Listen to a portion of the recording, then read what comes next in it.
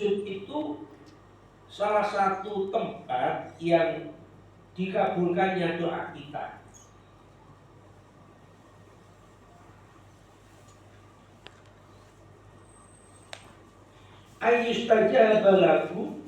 Ayustajabalakum, bahwa berdoa di saat seseorang itu sujud adalah tempat diijabahkannya, dikabulkannya bagi kalian. Maka berdasar hadis ini, sebenarnya waktu yang paling mustajabah dan tempat di mana kita berdoa adalah yang paling mustajabah itu di saat sujud di dalam sholat. Ya, kalau setelah sholat banyak yang diriwayatkan oleh para sahabat, Nabi itu berbanyak zikir, banyak melakukan zikir, yaitu istighfar, baca tasbih, baca tahlil. Tapi momentum yang paling utama yang kadang oleh banyak orang itu diabaikan adalah di saat seseorang itu sujud di dalam sholat. Jadi ketika panjenengan itu dalam keadaan sujud di saat sholat, momentum doa itu diijabahkan oleh Allah. Sehingga Nabi mengatakan wajibtahidu, bersungguh-sungguhlah kalian. Artinya benar-benar lakukan untuk berdoa. Jangan sekedar hanya bertasbih saja. Biasanya kan cukup membaca tasbih subhana rabbiyal a'la wa bihamdi, subhana rabbiyal a'la wa bihamdi, itu kan masih berupa zikir, belum berdoa, ya, belum berdoa. Sehingga kata Nabi, berdoalah dengan benar-benar. Ayustajabalakum, karena saat itu adalah momentum di mana dikabulkannya doa seseorang oleh Allah Subhanahu wa Ta'ala. Coba memang kalau kita merenung, ya, di saat kita sujud itu adalah momentum kita mendemonstrasikan kelemahan kita di hadapan Allah. Panjenengan misalnya, ya, disuruh untuk kepala ini diletakkan di tanah, itu kan nggak akan mau kita. Itu kan penghinaan sehina-hinanya.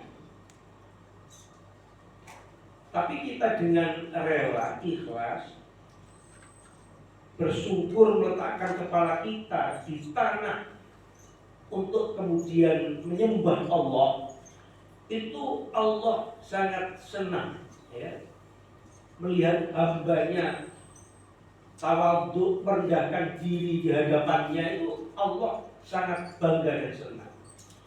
Sehingga disitulah momentum kenapa Nabi menyampaikan kepada kita bersungguh-sungguhnya berdoa. Karena di saat momentum itulah Allah itu mengabulkan doa kita. Mumpung Allah itu melihat kita begitu sebangga-bangganya karena kita telah bersimpuh merendahkan diri di hadapan Allah, maka kita berdoa. Nah, doanya bagaimana? Ya tentunya doa yang masyhur, yang diajarkan oleh Nabi, ya, yang disampaikan oleh Nabi. Karena sholat itu memang syariatnya dengan bahasa Arab. Di Al-Quran kan banyak doa-doa yang diajarkannya oleh Allah pula kepada kita. Misalnya Rabbana atina fid dunya hasanah, atau Rabbana wala tuhammilna ma la taqata lana bihi wa'fu 'anna waghfir lana, atau Rabbana hab lana min azwajina wa dhurriyyatina qurrata a'yun waj'alna, dan seterusnya. Banyak doa-doanya. Jadi bisa doa yang disampaikan Nabi, atau doa satu jagat itu paling sempurna itu sebenarnya. Minta keselamatan dunia dan minta keselamatan di akhirat, kebahagiaan dunia, kebahagiaan akhirat, bahkan dijauhkan dari siksa neraka. Rabbana atina fid dunya hasanah wa fil akhirati hasanah wa qina adzabannar itu. Atau kita membaca ini doa istighfar, ya, sayyidul istighfar bisa. Allahumma anta rabbi la ilaha illa anta khalaqtani wa ana abduka, dan seterusnya. Atau semisal kalau kepanjangan istighfar saja, astagfirullahaladzim, astagfirullahaladzim wa atubu ilaik ya Allah. Dan begitu banyak doa, monggo terserah. Al-hadisu ala dalil tahrim qiraatil Qur'an ala ruku' was sujud. Di akal asla bin nahi at-tahrim. Kalau melihat dohir hadis, penjelasan dalam takwil kitab ini, dohir hadis, bahwa hadis ini dalil diharamkannya membaca Al-Quran di saat rukuk dan sujud. Itu dohir hadis. Karena dalam sebuah kaidah bahwa asal sesuatu itu adalah, asal sebuah larangan itu adalah haram. Jadi asal dari sebuah larangan itu adalah haram. Karena apa? Karena dohir hadis ini, di mana seseorang ketika rukuk maupun ketika rukuk, ya, ketika rukuk dan ketika sujud itu adalah wujub tasbihur rukuk wa wujub doa. Jadi ketika rukuk wajib bertasbih, ketika berdoa itu wajib. Ketika rukuk wajib bertasbih, ketika sujud wajib berdoa. Itu dohir hadis seperti itu. Jadi ketika rukuk wajib bertasbih dan ketika sujud wajib berdoa. Lil amri, karena itu awal dasar diperintahkannya Nabi kepada kita semuanya. Wa qad dhahaba ila dzalik Ahmad bin Hanbal, dan pendapat yang dipegangi oleh Imam Ahmad bin Hanbal, oleh Imam Hambali yang kita kenal dengan Imam Hambali, yang dijadikan sebuah pegangan beliau adalah hadis ini, bahwa ketika rukuk wajib bertasbih dan ketika sujud wajib berdoa. Wa qala al-jumhur innahu mustahabbun. Tapi jumhur ulama, mayoritas ulama itu mengatakan innahu mustahabbun, itu adalah sunnah. Jadi ketika rukuk bertasbih itu sunnah, ketika sujud berdoa itu adalah sunnah. Itu kata jumhur ulama. Fa innahu lam yu'allimhu sallallahu dzalik walau kana wajiban bi amrihi bi fa'adhimu fi rabbah anna tuzikul marratal wahidah wa yakunu biha mumtathilan ma umira bihi. Jadi jumhur ulama berpendapat, ya, berpendapat bahwa bertasbih dalam rukuk itu hukumnya sunnah, dan berdoa ketika sujud itu adalah juga sunnah. Jadi bukan wajib, hanya Imam Hambali saja yang mewajibkan. Jadi artinya apa? Walaupun kita ketika rukuk itu tidak membaca apa-apa misalnya, ya nggak berdosa, karena sunnah menurut jumhur. Andai kata kita sujud tidak membaca apa-apa, karena sholat itu kan syarat mutlaknya adalah tumanina. Jadi tumanina. Jadi misalnya kalau kita rukuk cukup tumanina tanpa membaca apa-apa misalnya, ya sah-sah saja. Itu menurut jumhur ulama. Beda dengan Imam Hambali tadi, kalau rukuk tidak bertasbih, wong itu wajib, ya berdosa. Itu kata Imam Hambali. Nah, karena kita ini mengikuti jumhur ulama, salah satunya adalah ijtihad Imam Syafi'i, maka itu adalah sunnah. Oh ya.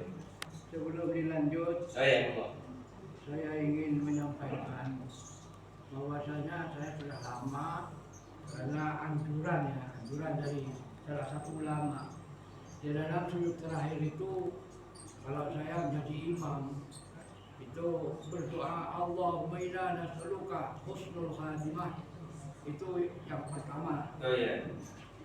Kemudian yang kedua, Allah marzuqni taubatan nasuha qabla maut.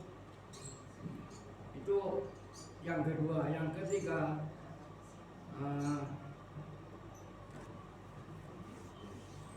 Allahumma ya muqallibal qulub tsabbit qalbi ala dinika. Pertanyaannya, apakah ini termasuk ayat-ayat yang ada di dalam Al-Quran apa bagaimana Ustaz? Oh iya. Dan kalau saya ngimami itu Allahumma inna. Kalau saya sholat sendiri Allahumma inni. Oh iya. Terima kasih. Bahwa yang Yai baca tadi itu salah satu beberapa macam dari doa, ya. Misalnya minta agar diwafatkan dalam keadaan husnul khotimah dan lain sebagainya tadi, itu doa yang bukan dari Quran maupun hadis, tapi ya apa kan doa itu doa.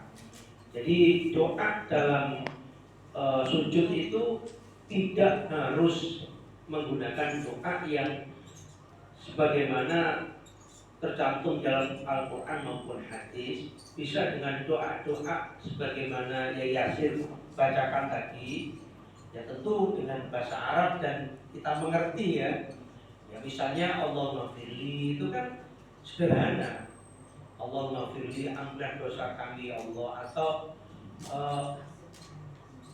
Robbi atini fid dunya hasanah fil akhirati waqini adzabannar, karena sendiri maka diganti dengan dhamir saya, Robbi atini. Kalau atina kan kami jamak, kalau berjamaah. Atau tadi ya Yasin bilang ija'alni min husnil khotimah, itu juga kitabnya sendiri karena memang sendirian. Andai kata dibaca ij'alna min husnil khotimah karena beliau imami juga, ya nggak apa-apa. Jadi itu termasuk beberapa macam doa. Monggo dengan doanya sendiri, atau yang tercantum dalam Al-Quran, atau yang tercantum dalam hadis, monggo. Yang kedua, ketika membaca qunut, memang kalau di saat sendirian itu kan memang khitabnya diri sendiri. Allahumma dini, memang ya Allahumma dini. Tapi ketika menjadi imam, karena dibaca secara umum, karena imam membaca kan makmum itu mengamini, sama saja pahalanya dan sama saja memohonnya, walaupun amin itu kan artinya Allahumma stajib, kabulkan doa kami ya Allah. Maka Allahumma hdina fiman hadait, artinya berikan kami petunjuk ya Allah. Kalau Allahumma hdini, berikan saya petunjuk ya Allah. Jadi sudah benar ya. Jadi kalau sendiri Allahumma hdini, kalau menjadi imam Allahumma hdina. Kalau misalnya dibalik, sendirian Allahumma hdina, lalu berjamaah sebagai imam Allahumma hdini, itu yang keliru. Iya, mau. Kalau doa itu terangkai dalam satu kalimat ayat, apakah doanya ini saja yang di penggalian dipakai? Iya. Atau seluruh ayat baca? Iya. Misalnya doa Robbana atina fid dunya itu kan sebenarnya mengambil potongan dari sebuah ayat, bukan satu ayat itu, hanya potongan. Maka hukumnya boleh, tak apa-apa, tidak harus semuanya kita baca. Termasuk misalnya doa yang sering kali dibaca di saat tahlil itu, Rabbana la tu'akhidna in nasina aw akhtana, Rabbana wa la tahmil alaina isran kama hamaltahu ala ladina min qablina, Rabbana wa la tuhammilna ma la taqata lana bihi wa'fu anna waghfir lana, misalnya sampai seterusnya itu. Kalau semisal kita ambil salah satunya ya nggak apa-apa, semuanya ya nggak apa-apa, karena memang di saat sujud itu boleh berlama-lama, terutama di saat sujud terakhir itu boleh berlama-lama. Jadi doa apapun panjang gabung itu tak apa-apa. Yang seperti kemarin saya sampaikan, doa iftitah itu kan ada beberapa macam ya. Ada wajjahtu wajhiya lilladzi fatara samawati wal arda hanifan musliman dan seterusnya. Ada Allahumma ba'id baini wa baina khataayaya. Ada bacaan tasbih yang dibaca Sayyidina Umar, ada bacaan kabira walhamdulillahi katsira wa subhanallahi wa ta'ala yang dibaca oleh beberapa sahabat. Dan itu andai kata digabung jadi satu juga tak apa-apa, digabung jadi satu menjadi doa iftitah. Biasanya yang sering kan digabung antara kabira dengan wajatu kan begitu. Kabira walhamdulillahi katsira wa subhanallahi wa ta'ala inni wajhatu wajhiya, kan begitu. Habisnya kan nggak ada ini, nggak ada, langsung wajhatu. Kenapa kan ditambah ini? Itu menunjukkan gabungan dua doa gitu. Boleh wasilah berhenti lalu dilanjutkan, monggo. Karena doa kita doa mengawali di saat sebelum Fatihah. Nah, demikian pula ketika sujud, panjenengan menggabung satu rangkaian doa seperti yang di Al-Quran panjang itu ya monggo, diambil secukupnya ya tidak apa-apa, seperti itu. Atau doa sendiri yang sebagaimana ijazahnya kiainya Yai Yasir tadi, ya tidak apa-apa. Dan juga doa yang sering dibaca oleh Nabi itu di saat tahiyat akhir. Nah, itu juga tempat berdoa. Jadi ketika tahiyat akhir yang terkenal kan, Allahumma inni a'udzubika min adzabin nar wa min adzabil qabri wa min fitnatil mahya wa mamati wa min fitnatil masyihid dajjal. Kalau tadi Yai kan dibaca ketika sujud, tak apa-apa. Ketika sujud juga tak apa-apa. Ketika tahiyat akhir juga tak apa-apa. Nggak mengganggu sholat ya. Betul. Jadi itu artinya bukan lagi disifati sebagai membaca Al-Quran ya. Nah, tergantung. Kalau panjenengan diniati baca Quran, maka otomatis kan tadi bukan tempat kesunahan. Bukan tempat kesunahan. Sehingga panjenengan kalau misalnya berniat doa, ya diniat itu doa. Misalnya Rabbana atina fid dunya hasanah wa fil akhirati hasanah wa qina adzabannar, itu diniati doa, bukan baca Quran gitu. Sehingga andai kata diganti khitabnya jamak menjadi saya, menjadi mufrad, gak apa-apa. Rabbi atini fid dunya hasanah wa fil akhirati hasanah wa qina adzabannar. Loh, itu gak ubah Quran. Saya tidak baca Quran. Saya berdoa seperti Al-Quran. Nah, contoh seperti itu. Jadi saya berdoa seperti Al-Quran, bukan membaca Quran, karena ketika sujud kan bukan tempatnya baca Quran, tempatnya berdoa. Nah, oleh karena itu saya membaca Al-Quran, membaca doa sebagaimana seperti yang diajarkan Al-Quran. Jadi doanya orang-orang yang baik itu kata Allah kan, Rabbana atina fid dunya hasanah wa fil akhirati hasanah wa qina adzabannar. Jadi bukan hanya minta keberuntungan dunianya saja, mintalah keberuntungan dunia akhirat, kan begitu. Kalau saya tulis Ustaz, itu boleh nggak? Agak panjang itu soalnya. Boleh karena itu kan sholat sendirian kita kan. Jadi kalau sholat sendirian, monggo. Kalau misalnya jadi imam juga tidak terlalu panjang loh.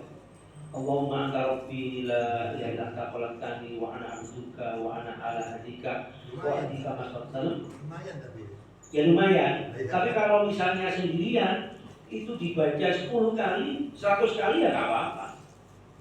Sendirian loh ya. Maksud saya di sujud terakhir tadi. Iya, kalau sendirian monggo. Nah masalah kalau sendirian kan tidak mengganggu siapa-siapa. Tapi kalau berjamaah selaku imam, andai kata dibaca boleh, mungkin sekali cukup. Tapi kalau sendirian, panjenengan baca berkali-kali monggo.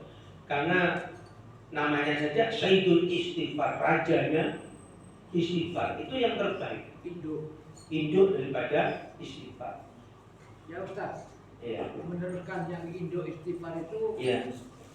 Allahumma anta rabbi la ilaha illa anta khalaqtani. Wa ana abduka. Khalaqtani itu kan Khalaqtani yang menciptakan. dirinya sendiri. Bukan. Bagaimana? Maknanya itu. Itu artinya kan Allahumma anta rabbi. La ilaha Engkau adalah Tuhan kami. La ilaha illa anta, tidak ada Tuhan kecuali Engkau ya Allah. Khalaqtani yang menciptakanku. Nah, Yang menciptakan. Yang menciptakanku. nah ya ini Iya. di dalam kita berjamaah Oh, kita ya. Nah, karena jenengan kalau misalnya itu dibaca ketika dalam keadaan mimpin, ya khalaqtana ganti nana semua. kanan. Iya. Oke, good. Jadi kalau dalam keadaan panjenengan mimpin imam, maka dibaca khalaqtana. Tapi kalau sendirian khalaqtani. Ya tinggal itu saja diganti antara nani, kalau na itu jamak, ni itu mufrad sendirian, itu aja. Nah, apakah boleh seorang imam berdoa yang seharusnya menggunakan jamak kalimat inna, tapi kok menggunakan mufrad ini? Ya boleh-boleh saja. Tapi kan ego namanya, egois. Karena apa? Makmum disuruh ngamini, kok untuk ngamini individu sendiri gitu. Sehingga bagi makmum tidak perlu diamini itu. Karena apa? Loh, lamun imamnya egois gitu. Kanggo awake dhewe, tapi awake dhewe gak ditumpakno kan gitu. Sama dengan wong nyurung mobil wis mlaku ditinggal. Ya sama dengan coblos aku mari coblos atau gak dikira apa-apa. Gak ada kesejahteraan apa-apa. Itu namanya kan sama dengan itu kan. Jadi ngamini tapi untuk diri sendiri.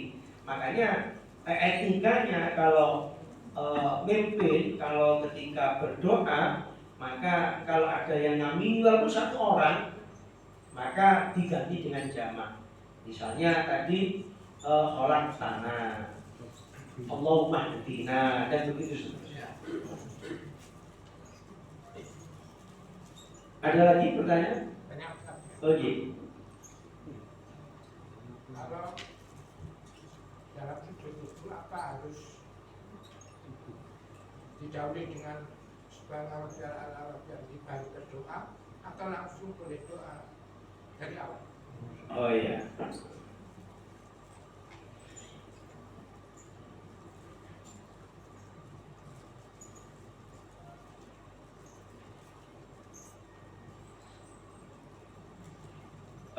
Dalam hadis disampaikan oleh Nabi bahwa ketika seseorang itu sujud bisa dengan bertasbih, lalu kemudian melakukan doa dengan bersungguh-sungguh agar dikabulkan doanya itu oleh Allah Subhanahu wa taala. Sehingga tentunya kita membaca tasbih dulu baru kemudian berdoa. Jadi bukan langsung doa, tapi bertasbih dulu lalu kemudian berdoa. Sebagaimana yang sering kita baca itu Subhana rabbiyal a'la wa bihamdi. Itu sekali cukup lalu berdoa. Jadi sekali saja cukup lalu kemudian berdoa. Andai kata dibaca 3 kali itu juga tidak apa-apa, malah sunnah ya, karena setiap bacaan yang kita baca itu sebenarnya sunnahnya sekali. Mengapa sampai 3 kali? Itu untuk penyempurna, barangkali sekali itu masih belum tumanina, maka disempurnakan sampai 3 kali. Lalu kemudian berdoa. Urutannya seperti itu. Kalau misalnya langsung doa apa diperbolehkan, ya boleh-boleh saja, karena nggak ada keharusan di situ. Jadi langsung misalnya begitu sujud, karena dohir hadis ada kan. Jadi rukuk tempat bertasbih, sujud tempat kita berdoa. Jadi andai kata kita di saat sujud langsung tanpa membaca tasbih tapi berdoa langsung juga tidak apa-apa. Tidak apa-apa ya. Boleh, tidak apa-apa. Tapi yang kamu Nah, tapi kan tidak umum karena memang bertasbih dulu baru kemudian berdoa. Tanya Ustaz, Dia monggo. kemudian kan bahasa lain, bahasa Madura, bahasa Jawa, bagaimana itu Pak? Nah, kalau berdoanya bahasa-bahasa lain, monggo panjenengan batin. Boleh bil qalbi, Enak. dengan hati. Enak. Jadi misalnya panjenengan nggak hafal bacaan-bacaan yang termaktub dalam Al-Quran maupun hadis misalnya, ya.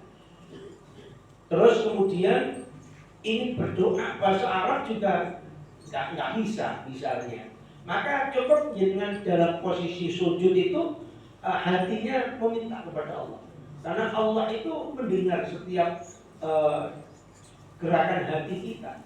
Makanya zikir doa itu kan tidak harus pakai mulut, lesan, kan tidak harus, tapi fil qalbi, pakai hati itu hukumnya sah. Makanya disebut tadabbur. Sholat itu kan wajib tadabbur kan. Kalau tidak, bagaimana kita khusyuk? Misalnya Allahu Akbar, lesan kita bertakbir membaca Allahu Akbar, tapi hatinya menerjemah itu bertadabbur. Allah Maha Besar, Mahaku. Bentar, saya kok kurang setuju dengan itu. Iya.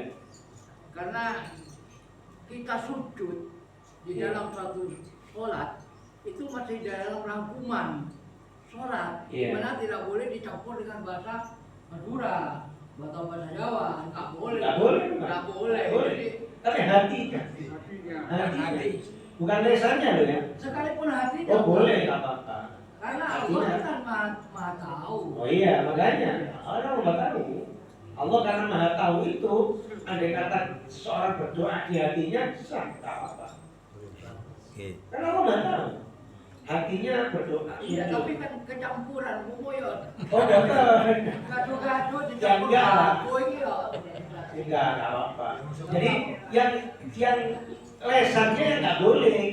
Ya Allah, engkau lu tolong ya Allah minta. Nah misalnya itu yang nggak boleh. Satu huruf pun nggak boleh. Satu huruf pun. Misal Kerentak juga nggak boleh. kerentak boleh. Kerentak Lesannya pokoknya nggak ngomong. Kalau gremeng nggak boleh. Gremeng nggak boleh. Hati. Karena coba panjenengan, saya tanya jenengan. Pernah nggak jenengan ketika sholat itu hatinya ngomong, misalnya Allah Maha Besar, segala puji bagi Allah dan begitu seterusnya. Pernah nggak? Kan selalu kan? Nah, tapi kan menghilangkan pahala itu hari. Oh bukan, enggak. Hukumnya kan hanya menghilangkan pahala. Misalnya saya sholat, lalu Iya. iling anak, iling bojo kan. Nah beda. Kalau itu kan ingat dunia. Itu lain, lain. Itu gak khusyuk karena ingat dunia. Tapi yang diingat akhirat, yang diingat Allah, yang diingat terjemahannya sholat itu, malah itu hukumnya harus. Yang menjadikan seorang khusyuk itu di situ. Oh, boten.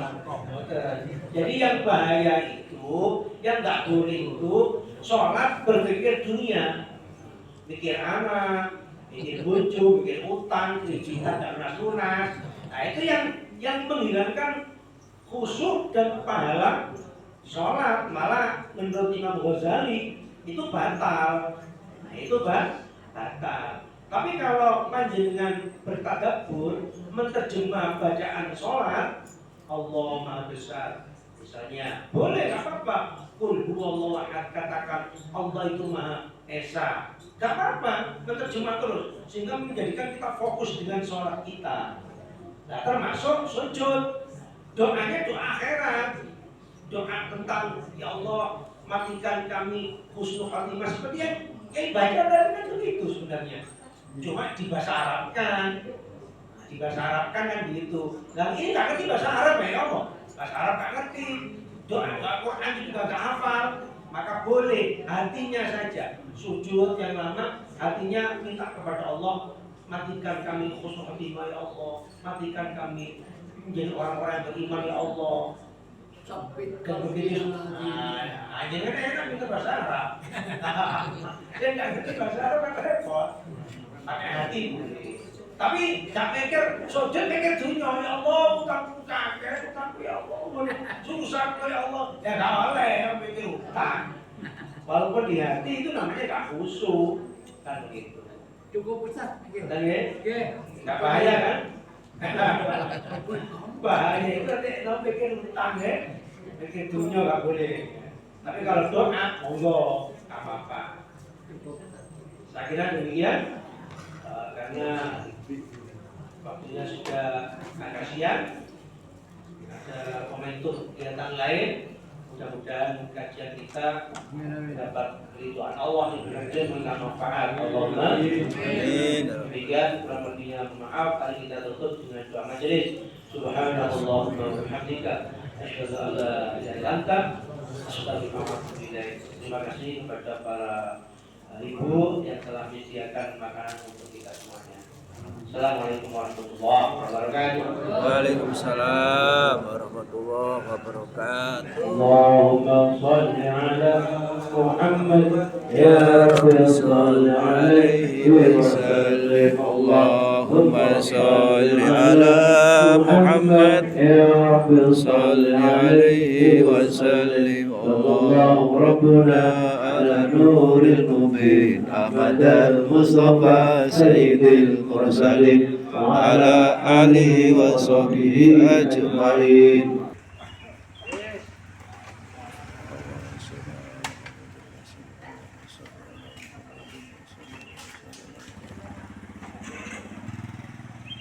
Allahumma shalli ala Muhammadin wa sallim. Allahumma shalli ala Muhammadin wa sallim. Allahumma shalli ala Muhammadin wa sallim. Allahumma shalli ala Muhammadin. Allahumma shalli ala Muhammadin wa sallim. Allahumma shalli ala Muhammadin wa sallim. Allahumma shalli ala Muhammadin wa sallim. Allahumma shalli ala Muhammadin wa sallim. Allahumma shalli ala Muhammadin wa sallim.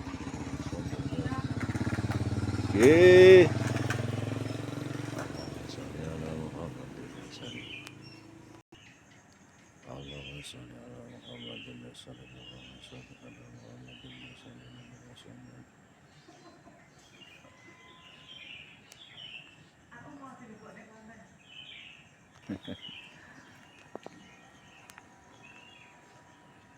Allahumma shalli ala Muhammadin wa sallim. Allahumma shalli ala Muhammadin wa sallim.